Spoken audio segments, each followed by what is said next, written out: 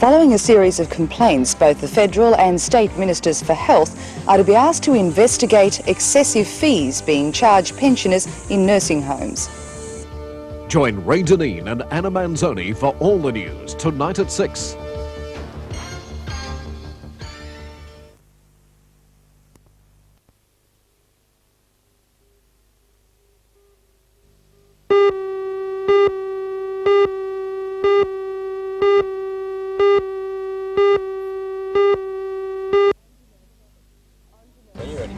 I'm Janelle Provost. A couple in Redhead have spent 2 nights of terror, fearing that their house would be washed down the hill. They say that their problem is due to inadequate draining that should be provided by the council. Join Ray Deneen and Anna Manzoni for all the news tonight at 6.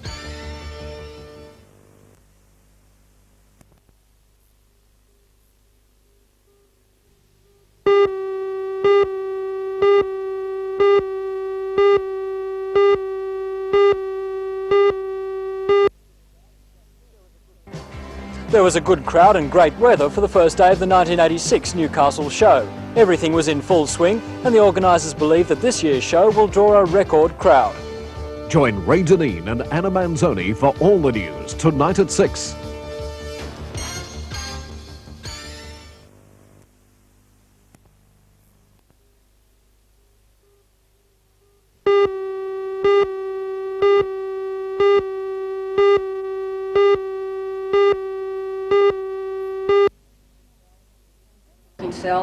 Professor Klein today told middle management at the state dockyard that they can take action to ensure that they aren't left out when it comes to employee participation, because they are the link between management instructions and the finished product. They can make or break a program that involves more worker involvement in decision making. But what forms can employee participation take? Employee participation means about 100 different things to 100 different managers. It depends on who you're talking to at what point in time. Some people just refer to it as improved work climate, improved open communications, having problem-solving groups, which the group of employees makes recommendations as to how to improve the process. Those recommendations are then presented to upper management. They evaluate that and then say yes or no, and then let the group implement their recommendation. In extreme forms, I'm not sure extreme is the proper word, but in the most advanced forms of employee participation, there are semi-autonomous work groups where a natural work team of employees do a total task as opposed to a very individual, narrow task. They are involved in planning their own work, scheduling it based on an overall requirement which is set by management, and they do problem solving of things on a regular basis.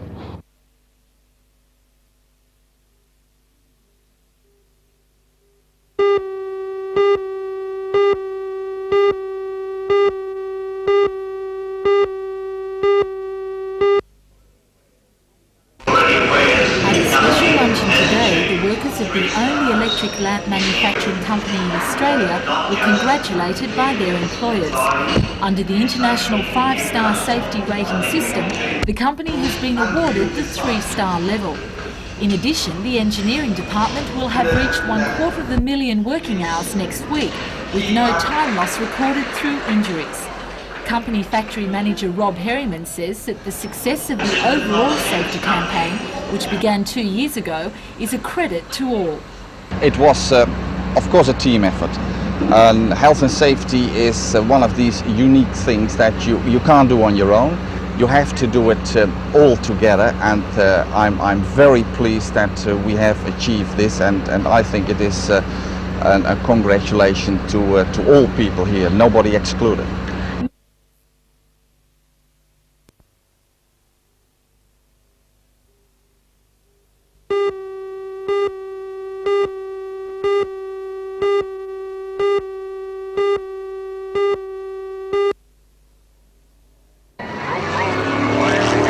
Whatever your idea of excitement, you could find something to satisfy you at the Newcastle show last night. For those who like sound, speed and fury, the Holden Precision Driving team was at its spectacular best. Year after year, the two-wheeled antics and breathtaking manoeuvres of their Commodores amaze an appreciative crowd. Also appreciated were the Newcastle Rugby League cheerleaders, appearing at the show for the first time. The Miss Showgirl contestants then took the spotlight, arriving atop MG sports cars. There were 24 contestants this year, and judges had a difficult time deciding who would be the best ambassador for the show. The runner-up was 19-year-old Belinda Delaney from Merriweather Heights, who is a university student. Last year's Miss Showgirl Amanda Wilson then announced who would reign over the show for the next 12 months. Michelle Granter. Oh. Congratulations, Michelle. Thank you, everybody. 19-year-old Michelle Granter lives in Shortland and is a medical receptionist. Michelle will now compete in the Muswellbrook Zone final of the Land Royal Easter Showgirl contest.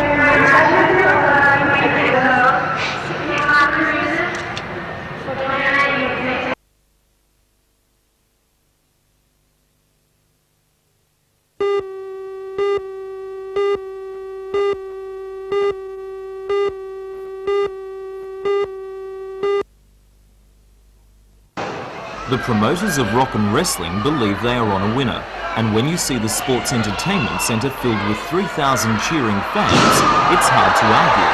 Despite the attractions of the Newcastle show just next door, rock and wrestling all but sold out last night, only 4 months after it was staged in Newcastle for the first time. The show is part of the World Wrestling Federation, based in the United States, where this mix of music and mayhem began 3 years ago. Promoters Kevin Jacobson and Pat Condon brought the phenomenon to Australia, and since then rock and wrestling has been touring the country to packed houses. A show at the Sydney Entertainment Centre tonight has been sold out, and that's 12,000 seats. As for the wrestlers themselves, well, they're a strange bunch from all over the world with even stranger names, like Tiger Chung-Lee, the Killer Bees and Big John Studd. In this bout, Andre the Giant was a convincing winner over the much smaller Mr. Fuji. If you missed the show last night, never fear. Rock and wrestling is set to return to Newcastle once every 6 to 8 weeks.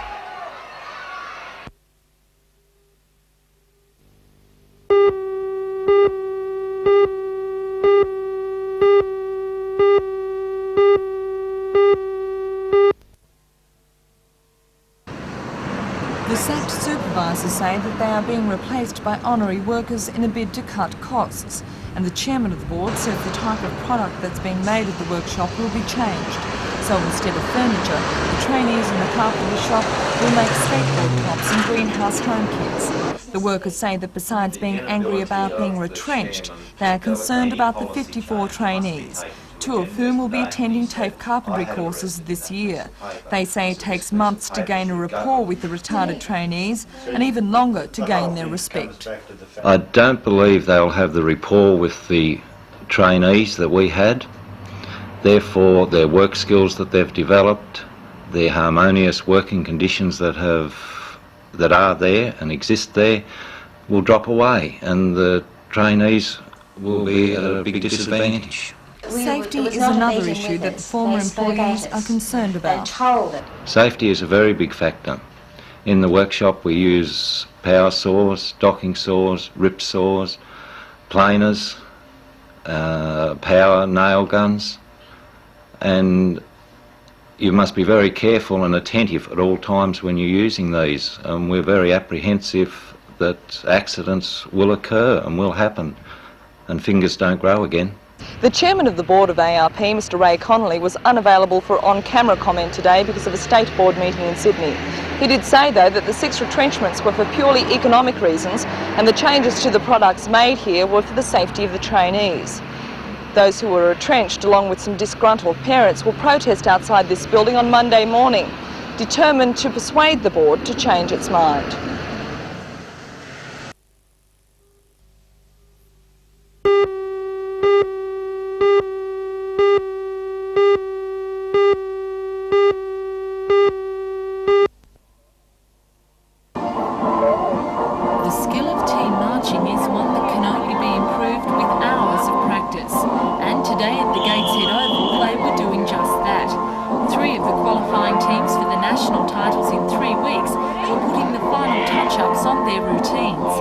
They'll be competing against 40 other marching sides from all over Australia and will be judged on precision work and deportment.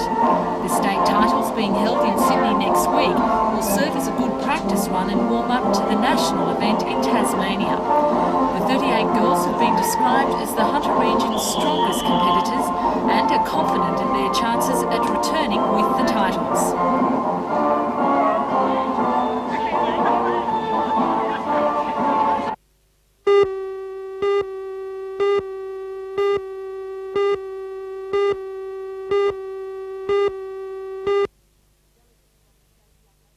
Delegates from the state's Young Labor Council met at Gangan today for the annual country conference. While topics on the agenda included peace and youth policies, the Homes Accord takeover bid was also open to debate. State Secretary Pat Dwyer says Young Labor fears the bid poses a threat to Newcastle and the economy. I think that somebody like Homes Accord is a person who's out to take over companies, to strip them down and to make maximum profits. There could be real problems with the steel industry if somebody like Mr Holmes of Court took control and decided that that part of the company was not worth keeping. Are you concerned that the federal government appears divided over this issue? I don't think it really appears divided. I think maybe it feels that... Well, Mr Hawke and Mr Rann aren't in agreement, are they? Well, I'm not sure of that. I think that there is general concern about Mr Holmes of Court's takeover bid. There might be some ambivalence as to whether the existing owners of BHP are particularly worth defending anyway.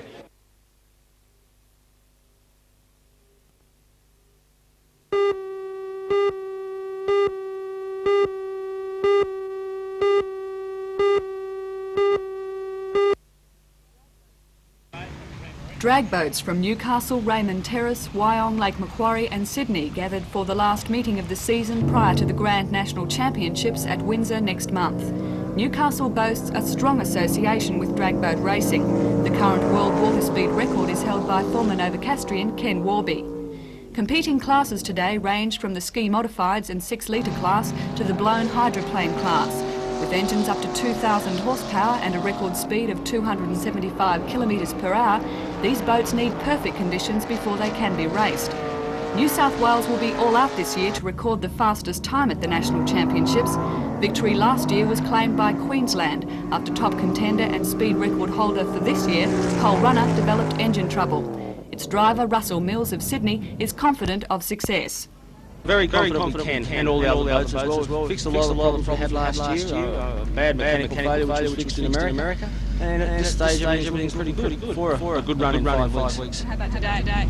Today, still pretty good. All set. Using this as a pretty good trial day without going overboard because of the fact of trying to hold it together for the next meeting. True to his word, Mills clocked in at 245 kilometres per hour, well below his 275 kilometre per hour record.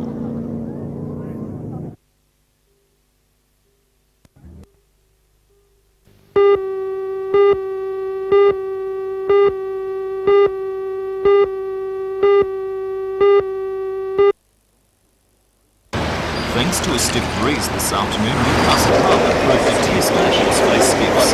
There were 19 entries from around the state, and they covered the 22 kilometres of the triangular course in fast time. Leading from the start was top Sydney boater Sia, sailed by Richard de Vries from the Manly Club. He was followed by Manly teammate G. Jones in Goldspar. A long way behind in third was Graham Herrick from the Georges River Club sailing Loctite. Fourth place was held by a local, Belmont's David Hale, sailing Coates Hire.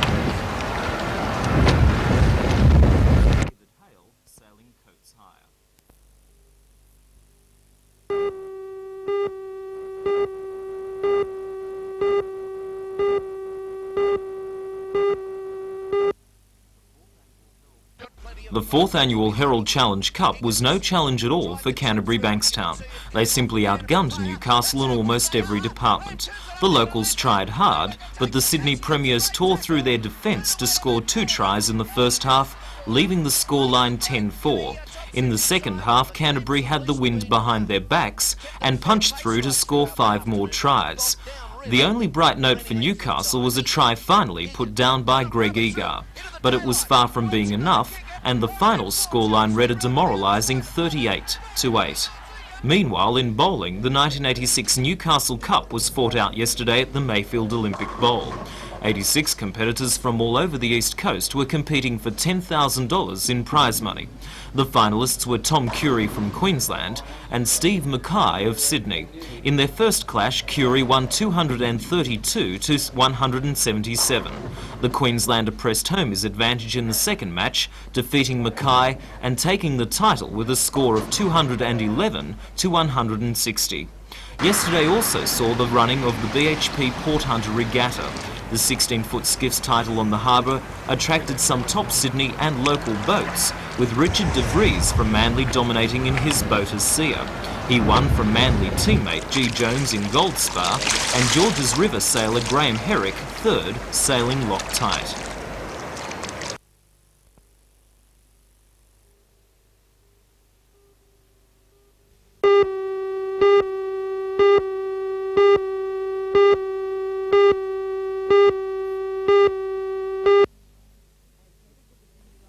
As head of the Virginia Rowan Professional Teaching Service based in Brisbane, Mrs Rowan, a teacher with experience in metropolitan, rural, government and independent schools, is leading a quiet revolution against the current education system.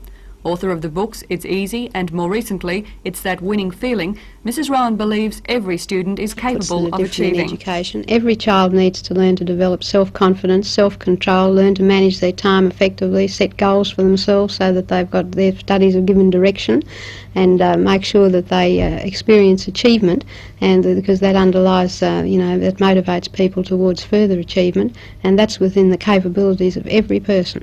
Is lack of achievement then the fault of laziness or the education system? No, I wouldn't. It's certainly not laziness. And as far as the system is concerned, well, that's a great big nebulous word. Children are individuals. What I say is achievement is founded in achievement, and what needs to happen is that the child must be. The conditions must be such that the child experiences some sort of achievement, because if you don't achieve, if you don't feel successful, you're not going to be motivated to do anything. You're going to be so-called lazy, unmotivated, disinterested, because you don't know how.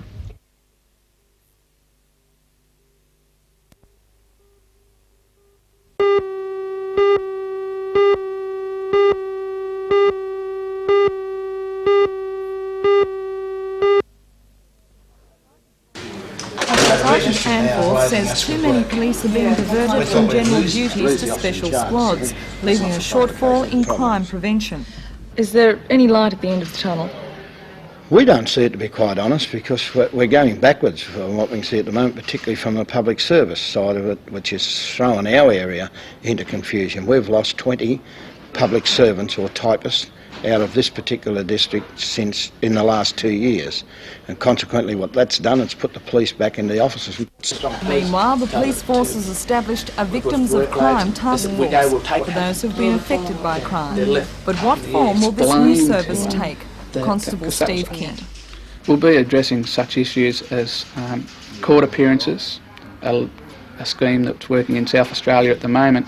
We're looking at of court companions to help people over the sometimes horrific experience of attending a court for the first time, or facing the offender who committed the crime in court for the very first time.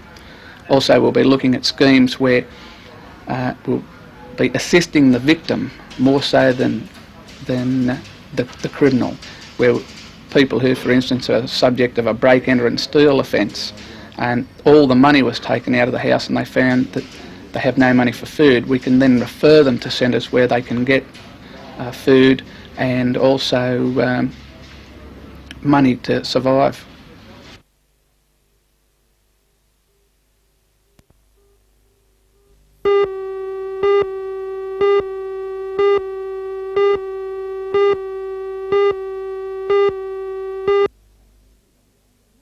Mr Arthur says the branch's financial problems have been developing for the past 5 years. He says the reason that nothing's been done about it until now is that the organisation depends on voluntary labour, and so in order to keep the workshop open, it's trying to work through the problem. He says the allegations that the sacking of the supervisors could produce a dangerous situation for trainees are unfounded. In fact, what has been going on has been an increasing in numbers of staff, and it's been a decreasing number of handicapped people. We have now in the workshop some 40 people who are the handicapped people who need supervision. We have, looking after those, 6 supervisory staff who are the skilled operators and indeed a management person. The people who have actually been retrenched were actually surplus of those requirements. There is no danger at all in terms of the handicapped people and the work they are doing. What about the skills that they've attained? Do you think they will be maintained? Well, I would like to query that they've been receiving sufficient skills, and I think this is maybe can be appointed to the association. We have in our forward plans the idea of appointing a full qualified training project officer who can develop true training skills for these people.